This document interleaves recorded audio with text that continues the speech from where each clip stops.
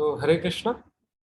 तो मैं मनमोहन कृष्णदास आप सभी का भगवत गीता क्लास में हार्दिक स्वागत करता हूँ इस जुहू की ओर से। तो हम कुछ दिनों से भगवत गीता के दूसरे अध्याय की चर्चा कर रहे हैं। तो दूसरा अध्याय का जो क्या बोलते हैं आधार है, आधार स्तंभ पहला अध्याय है। तो हमने देखा था, मैंने आपको बोला था अध्याय 1 के दौरान कि अगर आप दूसरे अध्याय की आगे पूरी गीता समझना चाहते हैं तो कृपया करके अध्याय 1 को ध्यान पूर्वक समझिएगा, मतलब उसके फ्लो को ध्यान पूर्वक समझिएगा। तो वहां पे अर्जुन ने 5 कारण दिए थे युद्ध नहीं करने का। पहला कारण दिया था मित्रों और संबंधियों के प्रति दया रखना, पहले अध्याय के 28 से लेकर 30वें श्लोक में।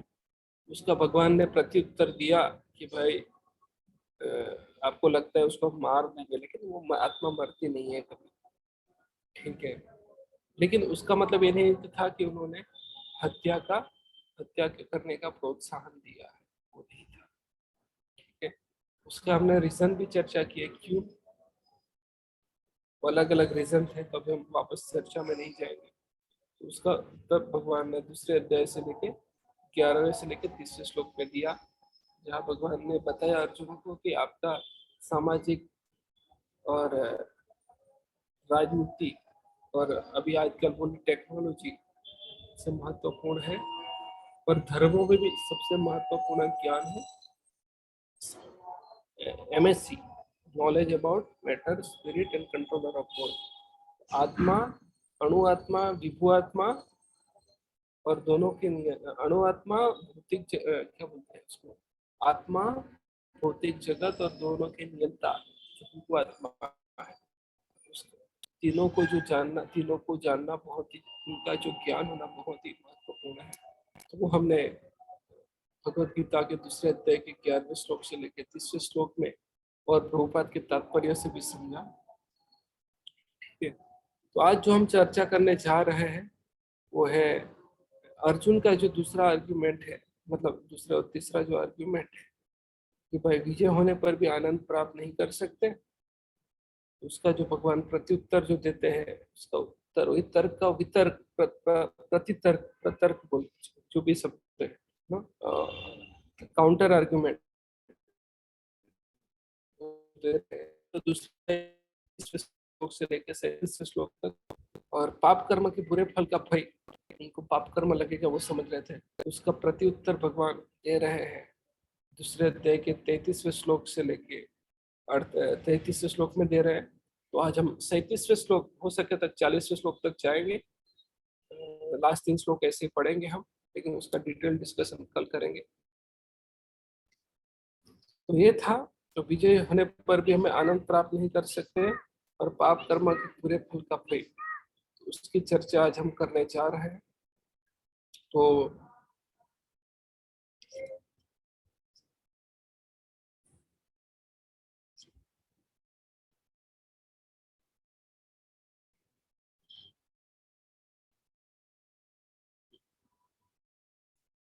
तो वो भगवान यहाँ पे उसको 2 चीज से समझा रहे हैं, सनातन धर्म, भौतिक धर्म, स्वाभाविक कर्तव्य, शारीरिक कर्तव्य।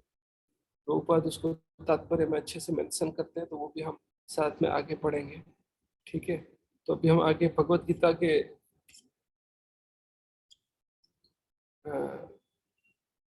दूसरे अध्याय के 31वें श्लोक से हम आगे बढ़ते हैं। तो दूसरे अध्याय का 30वें श्लोक का अंत हुआ था आत्मा का ज्ञान, ये श्लोक से, देहे नित्यम अद्वयोयम देहे सर्वस्य भारत तस्मात् सर्वाणि भूतानि न त्वं शोचितुं अर्हसि। है भरतवंशी, शरीर में रहने वाले देही का कभी भी वध नहीं किया जा सकता, तथा तुम्हें किसी भी जीव के लिए शोक करने की आवश्यकता नहीं है। तो भगवान अविकारी आत्मा विषयक अपना उपदेश समाप्त कर रहे हैं। अमर आत्मा के अनेक प्रकार से वर्णन करते हुए भगवान कृष्ण ने आत्मा को अमर तथा शरीर को नाशवान सिद्ध किया। अतः उन्हें क्षत्रिय होने के नाते अर्जुन को इस भय से युद्ध में उसके पितामह तथा गुरु द्रोण मारे जाएंगे, अपने कर्तव्य से विमुख नहीं होना चाहिए, ठीक है। और कृष्ण को प्रमाण मानकर भौतिक देह से भिन्न आत्मा का पृथक अस्तित्व स्वीकार करना होगा। यह नहीं, ये आत्मा जैसी कोई वस्तु नहीं है, या कि जीवन के लक्षण रसायनों की अंत क्रिया के फलस्वरूप एक विशेष अवस्था में प्रकट होते हैं। तो ये जो आत्मा का जो जो जीवन का जो हम प्रभुपाद का एक किताब है लाइफ कम फ्रॉम लाइफ, तो बहुत सारे वैज्ञानिक लोग बोलते हैं लाइफ कम फ्रॉम मैटर। तो बोले ये सारी थियरी जो आत्मा की मनगढ़ंत थियरी है उसमें मानना नहीं चाहिए, हमें कृष्ण का प्रमाण मानना चाहिए, वेदों का प्रमाण मानना चाहिए। तो इस प्रकार आत्मा का ज्ञान का सेक्शन समाप्त, विभाग समाप्त करते हुए भगवान कृष्ण अर्जुन का जो दूसरा था कि हमें विजय प्राप्त करने होने पर भी हम आनंद नहीं प्राप्त कर पाएंगे और पाप कर्म का भय, उसका आंसर यहाँ पर देते हैं। तो हम श्लोक से आगे बढ़ते हैं। यहाँ पर बोल रहे स्वधर्मम चावेक्षम स्वधर्ममपि चावेक्षम न विकम्पितुम अर्हसि धर्मादि युद्ध श्रेयो अन्य अन्य अन्य क्षत्रियस्य न विद्यते। स्वधर्म, तो यहाँ पे स्वधर्म अपने धर्म को, तो यहाँ पे स्वधर्म की बात की है। ओके, तो क्षत्रिय होने के नाते बोलते हैं अपने विशिष्ट धर्म का विचार करते हुए तुम्हें जानना चाहिए कि धर्म के लिए युद्ध करने से बढ़कर तुम्हारे लिए कोई अन्य कार्य नहीं, अतः तुम्हें संकोच करने की कोई आवश्यकता नहीं। तो यहाँ पे प्रभुपाद दो चीजों से यहाँ पे बताते हैं कि स्वधर्म दो प्रकार के होते हैं। ठीक है, पूरा चलिए ये भी पढ़ लेंगे तो अच्छा है, यहाँ पे बता देंगे। सामाजिक व्यवस्था के 4 वर्णों में द्वितीय वर्ण उत्तम शासन के लिए और क्षत्रिय है और उसे क्षत्रिय कहलाता है। सत का अर्थ है सत का अर्थ है चोट खाया हुआ, जो सती से रक्षा करे वह क्षत्रिय कहलाता है। त्रायते मतलब रक्षा प्रदान करने। तो क्षत्रियो को वन में आखेट करने का प्रशिक्षण दिया जाता है। क्षत्रिय जंगल में जाकर शेर को ललकारता है और उसे आमने सामने अपनी तलवार से लड़ता है। शेर की मृत्यु होने पर उसकी राजसी ढंग से अंत्येष्टि की जाती है। आज भी जयपुर सियासत के क्षत्रिय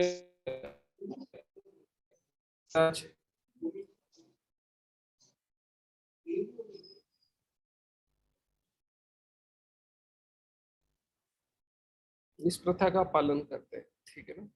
तो क्षत्रियों को विशेष रूप से ललकारने तथा मारने की शिक्षा दी जाती है, क्योंकि कभी कभी धार्मिक हिंसा अनिवार्य होती है। इसलिए क्षत्रियों को सीधे संन्यास आश्रम ग्रहण नहीं करने का विधान है। राजनीति में अहिंसा कूटनीतिक चाल हो सकती है, किंतु यह कभी भी कारण या सिद्धांत नहीं है। मतलब अहिंसा नहीं करने कूटनीति हो सकती है, बट ये सिद्धांत नहीं है। ठीक है, तो बोल रहे युद्ध में विरोधी ईर्षालु राजा से संघर्ष करते हुए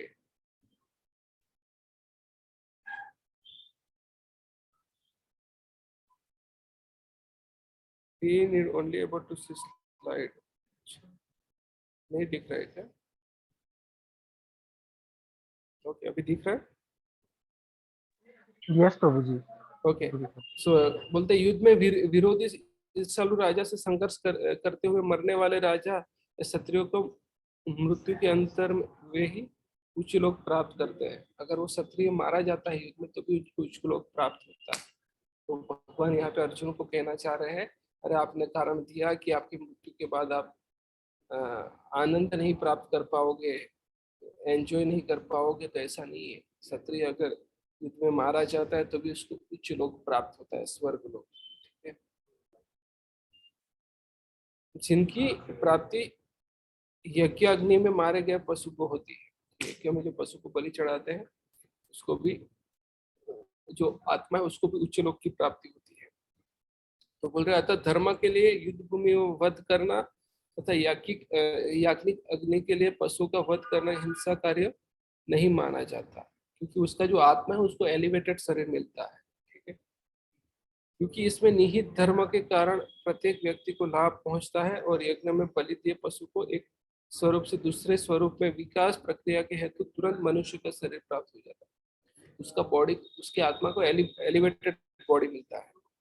इसी तरह युद्ध भूमि में मारे गए क्षत्रिय यज्ञ संपन्न करने वाले ब्राह्मणों को प्राप्त होने वाले स्वर्ग लोक में जाता है।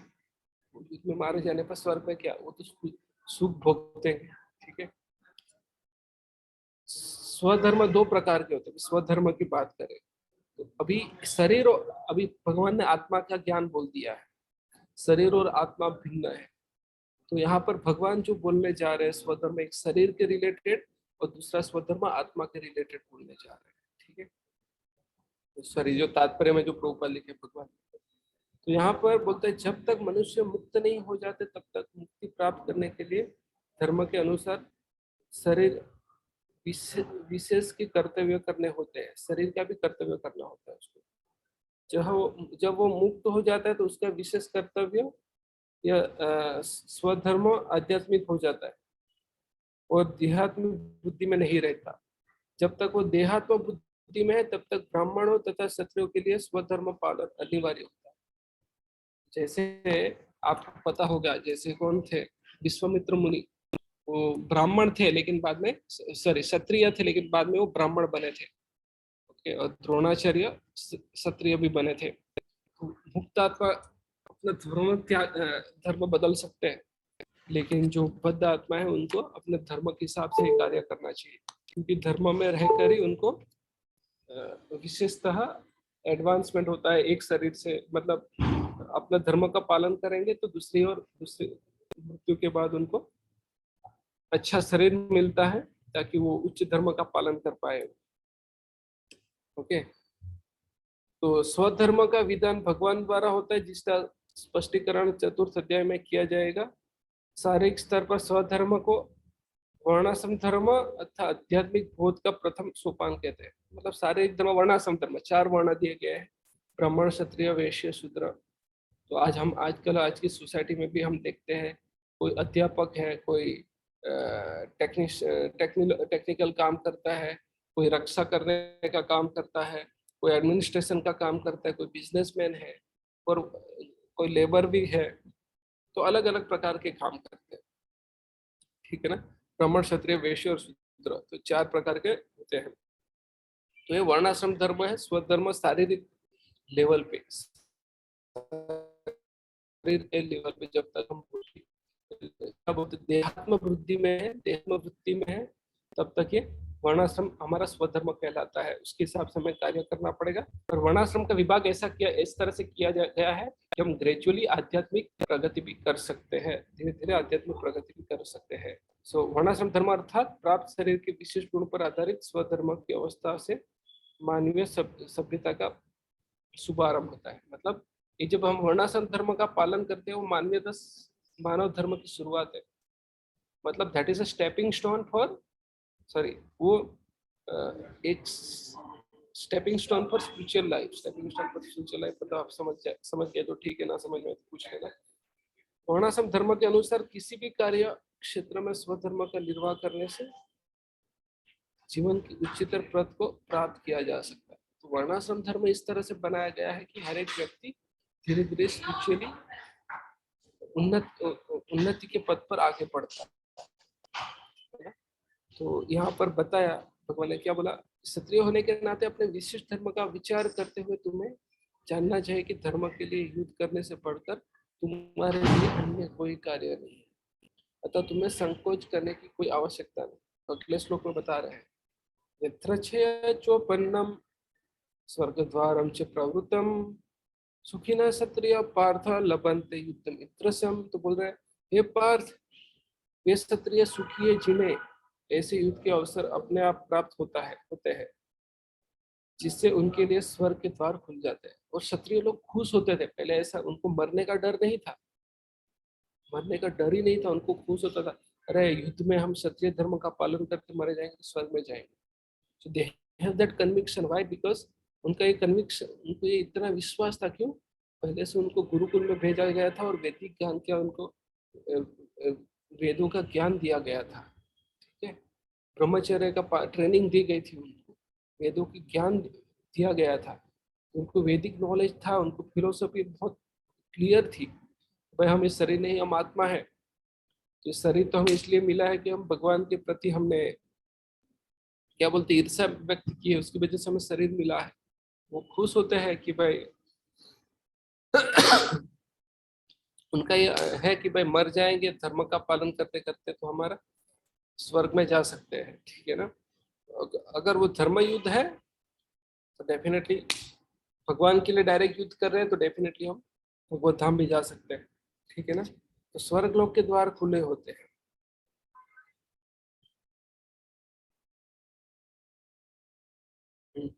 तो भगवान ने क्या हुआ, वो बोल रहे थे कि अर्जुन ने कुछ चीजें बोली थी, अरे मुझे इस युद्ध का कोई लाभ नहीं दिख रहा है।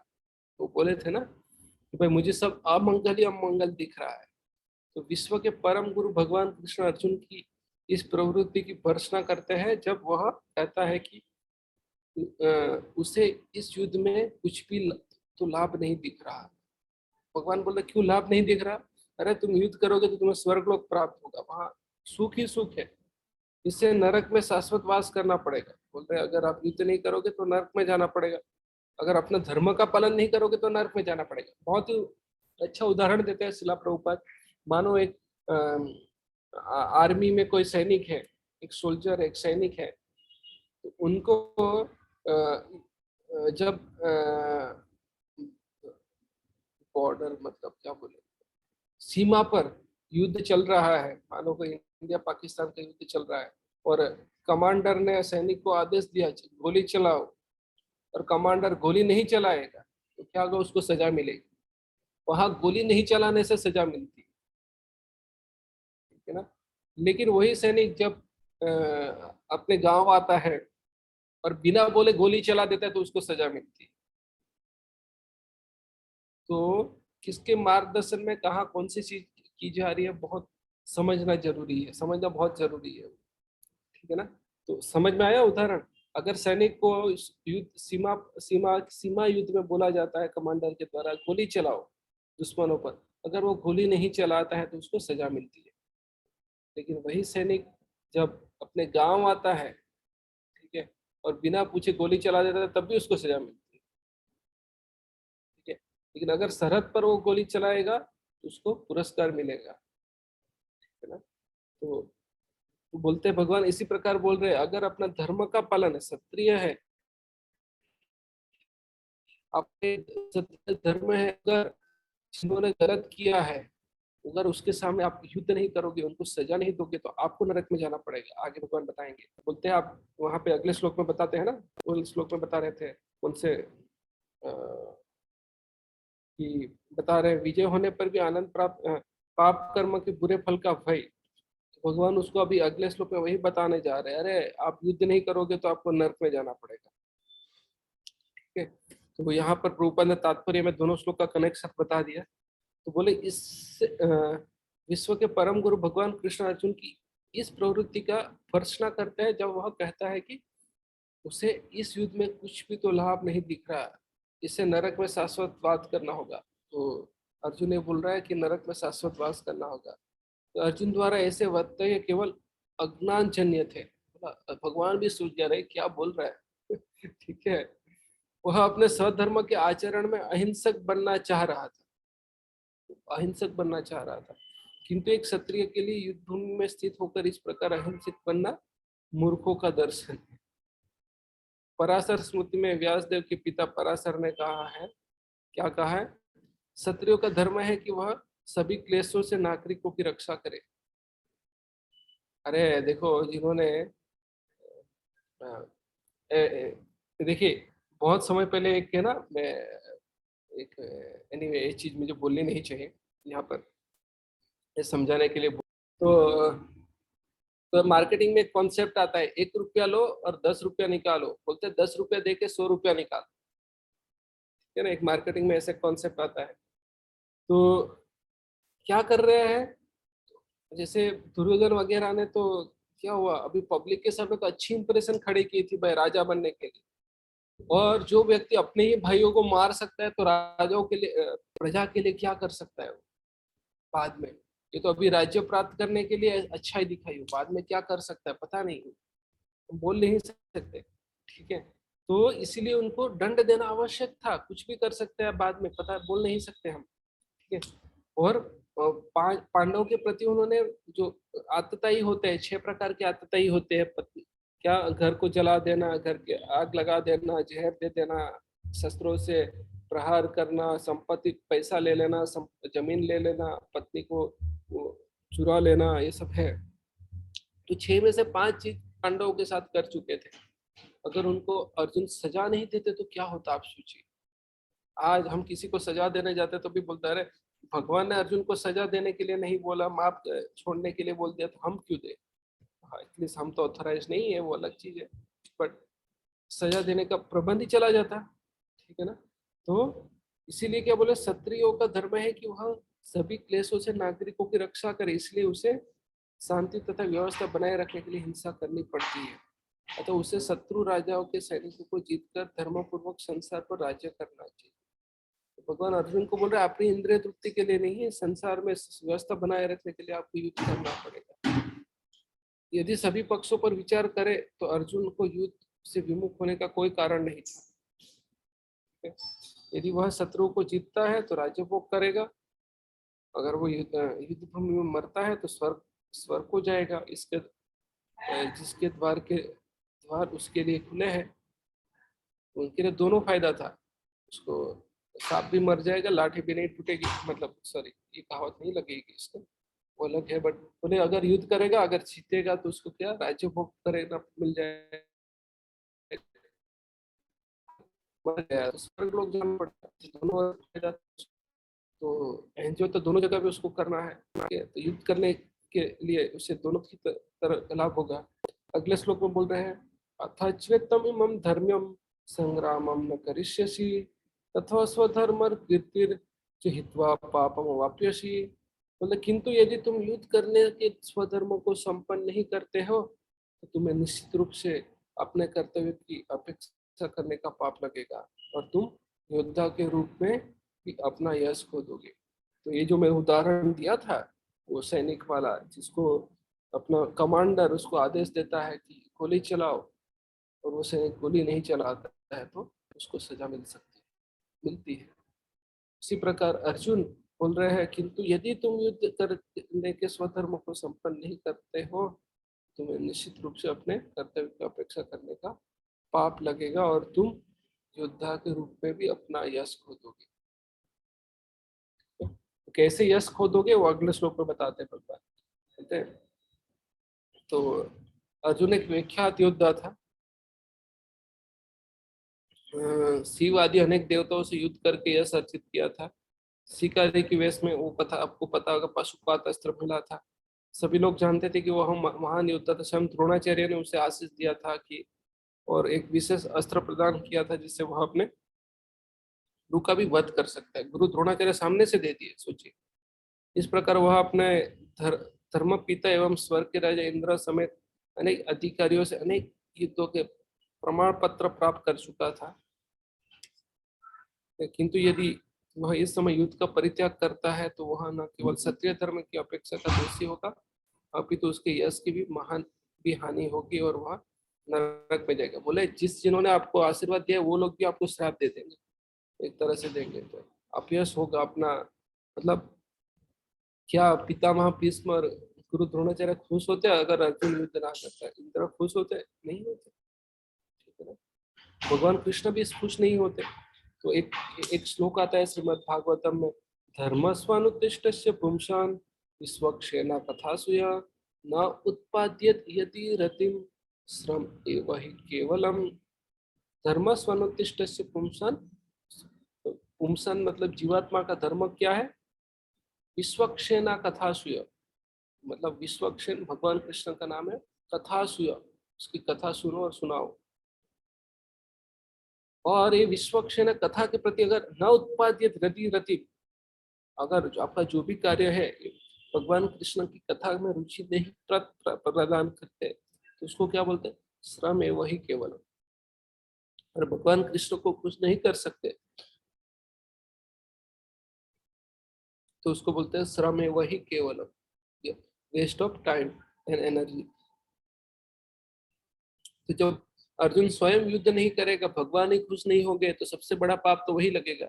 जैसे महाभारत के युद्ध में बहुत सारे लोग बोलते हैं, अरे युधिष्ठिर महाराज ने एक झूठ बोला था इसलिए उनका रथ जमीन को टच होने लगा। तो पता है कितना सही है कितना गलत है, वो अलग की बात है।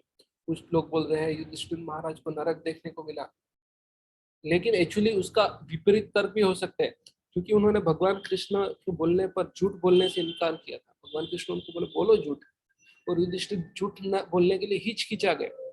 उसकी वजह से उनका रथ जमीन पे टच हो गया और उसको नरक देखना पड़ा था थोड़े समय। ऐसा भी हो सकता है, ऐसा क्यों नहीं हो सकता? क्यों? धर्म तो साक्षात भगवत प्रणीत है, जो भगवान बोलते हैं वही धर्म है, और वही धर्म आप नहीं करोगे, धर्म का पालन नहीं करोगे तो आपको नरक में जाना पड़ेगा। सिंपल बात है। ठीक है, तो अगर यहाँ पे भगवान कृष्ण उनको स्वयं बोल रहे हैं,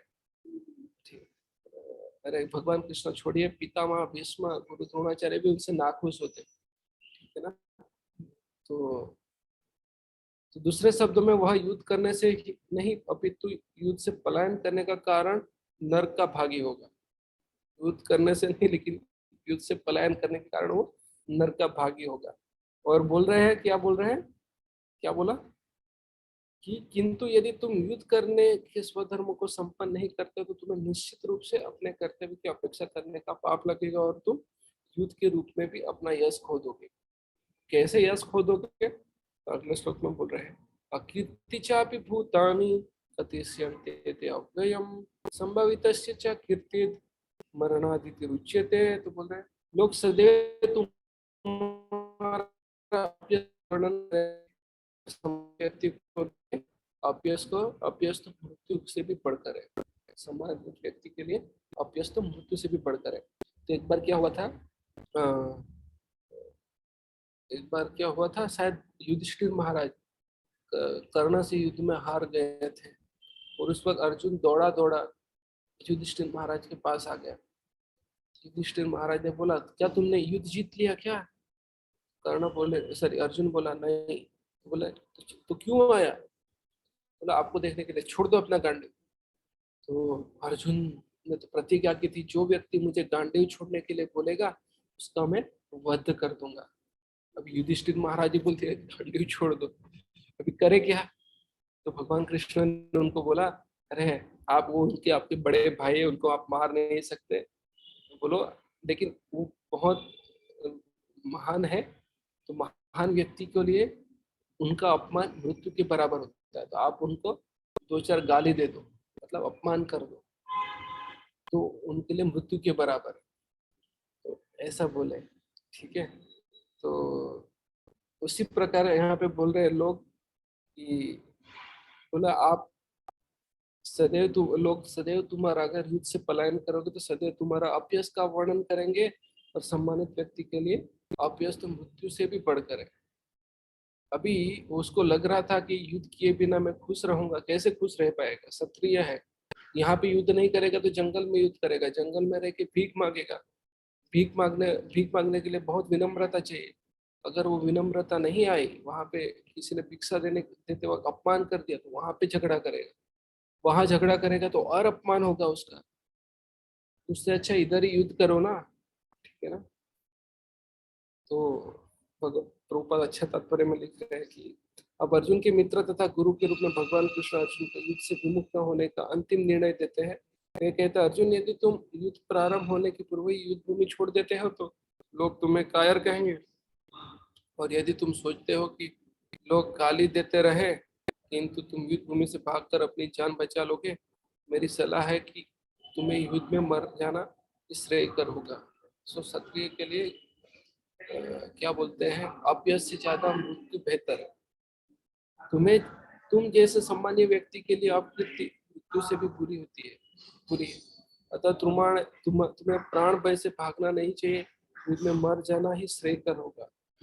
इसे तुम मेरी मित्रता का दुरुपयोग करने तथा समाज में अपनी प्रतिष्ठा खोने का अपयश से बच जाओगे।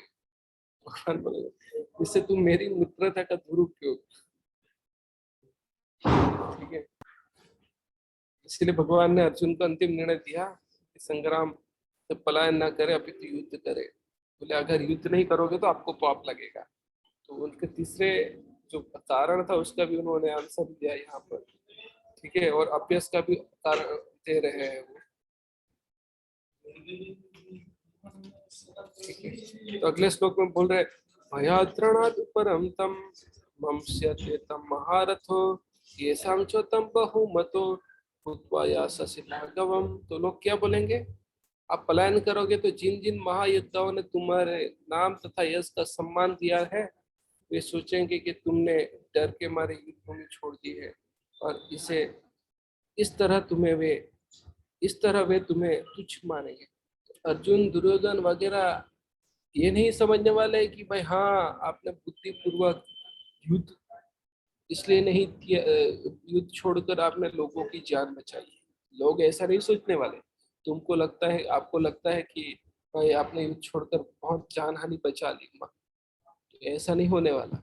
ये अर्जुन कर्ण सॉरी दुर्योधन कर्ण दुशासन वगैरह आपको आपको बहुत क्या बोलेंगे,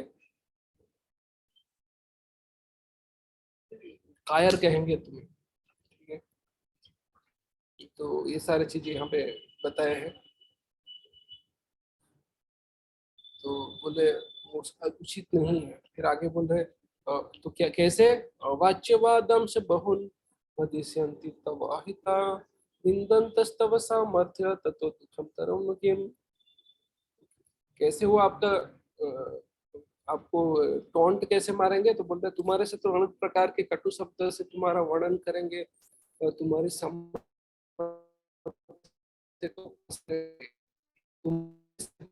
और क्या हो सकता है, ऐसे दुखदायी हो सकता है। अगले श्लोक में बोल रहे हैं हतो वा प्राप्यसि स्वर्गम चित्वा वा मोक्षसे महिम तस्माद् उत्तिष्ठ कौन्तेय युद्धाय कृतनिश्चय। तो बोल रहे हैं हे कुंती पुत्र, तुम यदि युद्ध में मारे जाओगे तो स्वर्ग प्राप्त होगा, यदि तुम जीत जाओगे तो पृथ्वी के साम्राज्य का भोग करोगे। अर्थात दृढ़ संकल्प करके खड़े हो और युद्ध करो। तस्मात् उत्तिष्ठ कौन्तेय युद्धाय कृतनिश्चय। या तो मारे जाओगे तो स्वर्ग प्राप्त होगा, या तो राज्य भोगोगे, ठीक है ना। तो इसीलिए बोल रहे सुखे दुखे समय कृत्वा लाभालाभो जया जयो ततो युद्धाय युज्यसु नैनम पापम वाप्यसि। आपको लगता है कि पाप तो पाप से मुक्त होना है तो क्या करना पड़ेगा, तुम सुख या दुख हानि या लाभ विजय या पराजय का विचार किए बिना युद्ध के लिए युद्ध के लिए युद्ध करो। ऐसा करने से तुम्हें कोई पाप नहीं लगेगा, यहाँ पर बोल रहे हैं। तो और अगले श्लोक में बोल रहे हैं, अभी अगले श्लोक से पूरा सेक्शन चेंज होता है। तो हम तो यहाँ पर बोल रहे हैं भगवान कृष्ण प्रत्यक्ष रूप से कहते हैं अर्जुन को कि युद्ध के लिए युद्ध करना चाहिए, क्योंकि यह उनकी इच्छा है, भगवान की इच्छा है, इसलिए युद्ध करना चाहिए। कृष्ण भावना अमृत के कार्यों में सुख या दुख हानि या लाभ जय या पराजय को कोई महत्व नहीं दिया जाता। दिव्य चेतना तो यही होगी कि हर कार्य कृष्ण के निमित्त किया जाए, अतः भौतिक कार्य का कोई बंधन नहीं होता। कृष्ण के लिए करोगे तो भौतिक कार्य का कोई बंधन नहीं होता। जो कोई सत्वगुण या रजोगुण के अधीन होकर अपनी इंद्र तृप्ति के लिए कर्म करते हैं उसे अच्छे या बुरे फल प्राप्त होते हैं, किंतु जो कृष्ण भावना अमृत के कार्यों में अपने आप को समर्पित कर देते हैं वह सामान्य कर्म करने वाले के समान किसी का कृतज्ञ या ऋणी होता है। तो यहाँ पे अर्जुन जो बोल रहा था वो अपनी इंद्रिय तृप्ति के करने के लिए बात कर रहा था। अरे मैं युद्ध जीत जाऊंगा तो मेरी वाह वाह करने वाला कौन होगा, कौन मेरी वाह वाह करेगा, तो किसको बताऊंगा कि भाई मेरा यश किसको बताऊंगा, अरे मैंने कैसे युद्ध जीता, सारे लोग मारे जाएंगे। भगवान बोल रहे थे कि मतलब एक तरह से देखोगे तो वो भगवान की इंद्र तृप्ति नहीं, तृप्ति के लिए युद्ध छोड़ना नहीं चाहता था, लेकिन सॉरी भगवान की इंद्र तृप्ति के लिए युद्ध करना नहीं चाहता था, लेकिन अपनी इंद्र तृप्ति के लिए वो युद्ध छोड़ना चाहता था।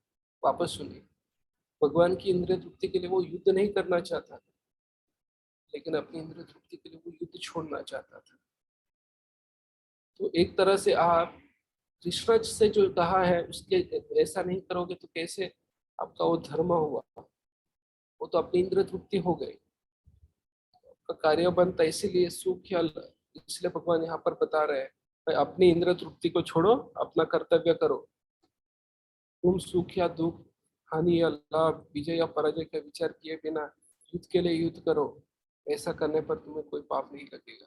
मतलब भगवान ने बोला ही इसलिए करना है यहाँ पर अपने कर्तव्य के लिए। ठीक है, तात्पर्य से ऊपर बता रहे हैं कि दिव्य चेतना तो यही हो ही करे, यही होगी कि दिव्य चेतना तो यही होगी कि हर कार्य कृष्ण के निमित्त किया जाए, अतः भौतिक कार्य का कोई बंधन नहीं लगता। कृष्ण के लिए करना चाहिए, अपनी इंद्रिय तृप्ति के लिए नहीं। जो कोई सत्वगुण रजोगुण के अधीन होकर अपनी इंद्रिय तृप्ति करता है उससे पाप या अच्छे या बुरे फल का प्राप्त होते हैं। ठीक है ना। किंतु जो कृष्ण भावना अमृत के कार्यों में अपने आप को समर्पित कर देते हैं वह सामान्य कर्म करने वाले के समान किसी का कृतज्ञ या ऋणी नहीं होता। भगवान यहाँ पे इनडायरेक्टली बोल रहा है मैं बोल रहा हूँ इसलिए करो, आपका कर्तव्य इसलिए करो। ठीक है ना। मान हानि लाभ वगैरह देखकर तो आगे बता रहे हैं देवर्षि भूतान। ठीक है, जिसने अन्य समस्त कार्य को त्याग कर मुकुंद श्री कृष्ण की शरण ग्रहण कर ली है। ये भागवतम में आता है 11वां स्कंद 5वां अध्याय 41वां श्लोक में बताया गया है जिसने देवर्षि भूत अत्र नृणाम पितॄणाम न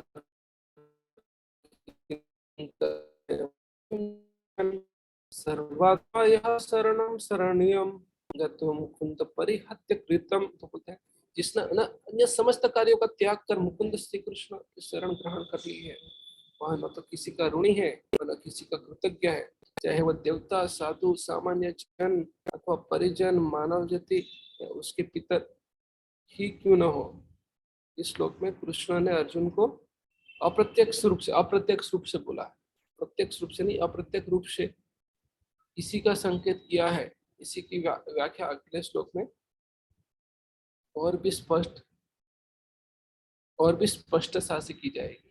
इस श्लोक का भावार्थ क्या है, भाई कृष्ण की खुशी के लिए युद्ध करना है। तो ठीक है ना। तो अगले श्लोक में बोल रहे बुद्धि पूर्वक करो ऐसा ते अभिता सांख्य बुद्धि युक्त तुम सुनो बुद्ध युक्त या पार्थ कर्म बंधनम प्रहस्यसि। तो बोल रहे यहाँ मैंने